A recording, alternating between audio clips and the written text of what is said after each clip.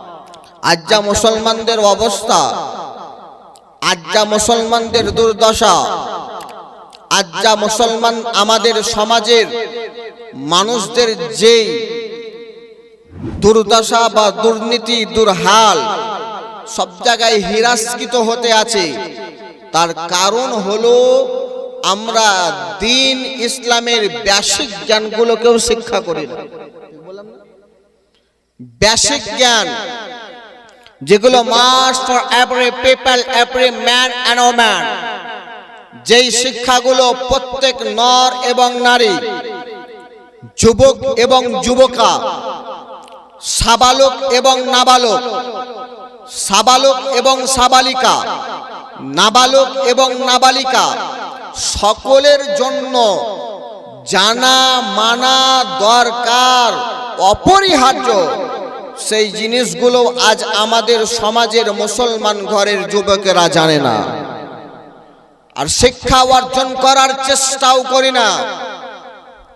শিক্ষা অর্জন করার বিষয়ে হাদিস শরীফ যেগুলো বলছেন, হাদিস শরীফ যেগুলো আপনাকে আমাকে শোনাচ্ছেন, হাদিস শরীফ যেগুলো আপনাকে আমাকে পথ নিদর্শন দিচ্ছেন, সেই থেকে আমাদের মুসলমান ঘরের যুবকেরা বহু দূরে। ঠিক বললাম? আজ এই এলাকা থেকে যদি 90% যুবককে, 90% মানুষকে জিজ্ঞাসা করা হয়, 10% বাদ দিলাম, 90% মানুষ তাদেরকে যদি জিজ্ঞাসা করা হয়, বলো গোসল ফরজ যদি হয়ে যায়, গোসল ফরজ আদায় করবা কেমন ভাবে বলো, 90% লোক পারবে না। ঠিক বললাম? 90% লোক, তারা কি নাপাক হয় না? তাদের উপরে কি গোসল ফরজ হয় না? তারা কি জানে না তাদের উপরে গোসল ফরজ? তাহলে গোসল যদি ফরজ হয়, তাহলে ফরজ গোসল কোন পদ্ধতিতে, কেমন ভাবে করতে হবে, এইটা যদি আপনারা আমরা না জানি এবং না করি, তাহলে আপনারা আমরা নাপাকে থাকবো, না পাকে থাকবো, না পাকে থাকবো। তাহলে ফরজ গোসলের পদ্ধতি শেখার জন্য কোন মসজিদের ইমামের কাছে, মাদ্রাসার শিক্ষকের কাছে, তালেবে ইলমদের কাছে জিজ্ঞাসা করার সময় আমাদের হয় না। আপনাদের এলাকায় হয় না, অন্যান্য এলাকায় হয় কেমন জানেন? মসজিদের ইমামদেরকে মুরগি জবাই করার জন্য ঘুম থেকে উঠা হয়, কি মৌলভী সাহেব, মুফতি সাহেব উঠেন মুরগিটা জবাই করে দেন। আপনাদের হয়? হ্যাঁ, ইমাম সাহেবের কাছে মুরগি জবাই করতে যায়। আরে বাবা! কিন্তু ওই মানুষ নিজের প্রয়োজনীয় বিষয়গুলো যেগুলো তাকে জানা দরকার, কবরে প্রশ্ন করা হবে, সেই বিষয়গুলো জানার জন্য ইমাম বারবার বললে পরেও ওই ইমাম সাহেবের কাছে যাওয়ার কাউরে সময় হয় না। আমাদের দিকে হয়, আপনাদের দিকে হয় না। যদি জুম্মার দিনে একটু বেশি সময় ধরে বক্তব্য হয়, তো পেছন থেকে আওয়াজ হয়, তাড়াতাড়ি বক্তব্য ইমাম সাহেবকে শেষ করতে বলেন, মাঠ যেতে হবে। আপনাদের বলে না? বলে? হ্যাঁ? আরে বাবা, এদিকেও আছে। মানে মসজিদে কিছুক্ষণ সময় ধরে কোরআন হাদিসের আলোচনা শোনার মানুষের সময় থাকে না, কিন্তু ওই মানুষই শিরনির জন্য, ওই মানুষই তাবারুকের জন্য, ওই মানুষই অন্য কোনো কামের জন্য ঘন্টার পর ঘন্টা লাইনে বসে থাকে, দাঁড়িয়ে থাকে, কোনো অসুবিধা হয় না। ঠিক বললাম? জানাজার মাঠে যখন ইমাম সাহেব বলেন, জানাজার নামাজ পড়ার আগে বক্তব্য দেন, এগুলো করতে হবে, ওগুলো করতে হবে, পেছন থেকে আওয়াজ আসে, রোদ লাগছে খুব, তাড়াতাড়ি করেন, বাইরের মেহমান আছে, পালাবে। আর ওই মানুষগুলো এদিকে মসজিদে চলছিল নামাজ, এখনো লাশ আসেনি, এরা কবরে আগে থেকে আছে। হয়?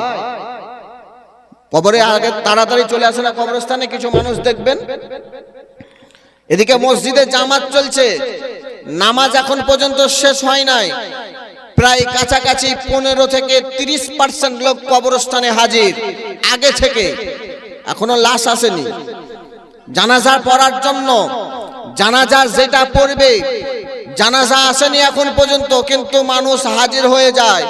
আর ওই টাইমে দাঁড়িয়ে থাকলে কোনো অসুবিধা হয় না, কিন্তু আপনাকে ইমাম সাহেব যখন বলেন জানাজার নামাজের লাশকে সামনে রেখে, জানাজাকে সামনে রেখে আপনাদের আমাদেরকে গোসল করার ফরজ জানতে হবে, ওযু কেমন ভাবে করতে হয় জানতে হবে, ফরজ গোসল কেমন ভাবে করে জানতে হবে, নামাজ কেমন ভাবে পড়তে হয় জানতে হবে। পেছন থেকে আওয়াজ আসে, তাড়াতাড়ি করেন, বৃষ্টি আসবে না তো, রোদ হচ্ছে না তো মেহমান বাড়ি যাবে। হায় হায় রে মুসলমান, যে জায়গায় দিন ইসলামের শিক্ষা অর্জন করা, সেই জায়গায় আমাদেরকে কর্তব্য হলো সর্বপ্রথম ওই জায়গাকে দখল করে নেওয়া। একজন আল্লাহর ওলিকে জিজ্ঞাসা করেছিলেন, হুজুর আপনারা জান্নাতে যেতে চান না, জান্নাতে যেতে চান না বলেন তো? যাবেন? জান্নাতে যেতে চান? আমি সকলকে জান্নাতে যাওয়ার গ্যারান্টি দেব, হাত তুলে বলেন তো জান্নাতে যাবেন? আচ্ছা, যে যে যাবেন হাত তুলেন তো। আপনারা যাবেন না, কিছু যাবেন তো জান্নাতে? আশা রাখেন ইনশাআল্লাহ জান্নাতে যাব। একজন পীর সাহেবকে জিজ্ঞাসা করলেন সরকার গোলাম আলী পীর আলাইহির রহমাত ওয়া রিদওয়ানকে, কি হুজুর আমি কি করে বুঝবো কি আমার কর্মে আল্লাহ রাজি সন্তুষ্ট? আমি কি করে জানবো কি আল্লাহ আমার প্রতি রাজি হচ্ছেন? জান্নাতে যাওয়ার পথ কেমন ভাবে জানতে পারবো? তখন তিনি বলেছিলেন কি তুমি এই কথাটা মনে রাখো সর্বদা, কি যে জায়গা গেলে আল্লাহ তোমার উপরে রাজি হবেন, সেই জায়গায় সর্বপ্রথম তোমাকে যেন আল্লাহ দেখতে পায়। আর যেই কর্ম, যেই জায়গায় গেলে আল্লাহ তোমার প্রতি নারাজ, সেই জায়গায় আল্লাহ যেন তোমাকে দেখতে না পান। তাহলে ভাবেন, আজ আপনাদের আমাদের মুসলমান সমাজ, আপনাদের আমাদের গ্রামের যুবক সমাজ, আপনাদের আমাদের মুসলমানের ঘরের ছেলেরা, যে জায়গায় জালসা মেলাদ হয় সে জায়গায় লোক কম হয়, যে জায়গায় নাচ গান হয় সে জায়গায় বেশি হয়, হয় না? তাহলে আল্লাহ ও জায়গাতে রাজি না এ জায়গাতে রাজি, আল্লাহ ও জায়গাতে সন্তুষ্ট না এ জায়গাতে সন্তুষ্ট। আপনাকে আমাকে জানা দরকার, যেই জায়গায় গেলে পরে আল্লাহ সন্তুষ্ট, সেই জায়গায় সর্বপ্রথম যেন আল্লাহ আপনাকে দেখতে পান। যে জায়গা গেলে পরে আল্লাহ সন্তুষ্ট নয় অসন্তুষ্ট, সেই জায়গায় যেন আল্লাহ আপনাকে আমাকে দেখতে না পান। তাহলে জেনে যাবেন, এই কর্মটা যদি আপনারা আমরা করতে পারি, তাহলে এহ জগতও আমাদের জন্য কামিয়াব, পর জগতও আমাদের জন্য কামিয়াব, নাকি?